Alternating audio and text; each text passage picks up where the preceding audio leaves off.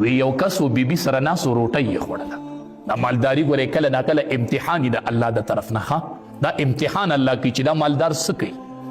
ډوډۍ یې خوړله دې کې بار یو فقیر غږ وکړو وی ماله لږه روټۍ پکار ده روټۍ راله پکار ده بار یې غږ وکړو.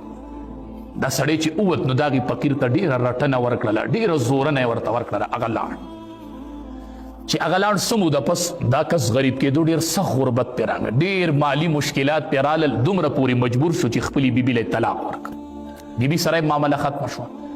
بیبي یو مالدار سړي سره نکاح وکړله چې مالدار سړي سره یې بیبي نکاح وکړله او دا مالدار سړی او دا بیبي ناستې ډوډۍ خوري دې کې بار فقیر دروازه وټکوله وی ماله سره وړی.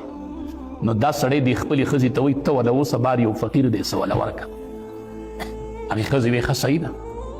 هغه ښځه یې پاسېده چې دله د وخت مناسب روټۍ پیسې راوړې چې ورې کړه واپس راله نو ډېره خفه ناسته وه. دا خاوند دې ورته ویلي وی بس ډېره عجیبه خبره مې ولیدله. وی څنګه؟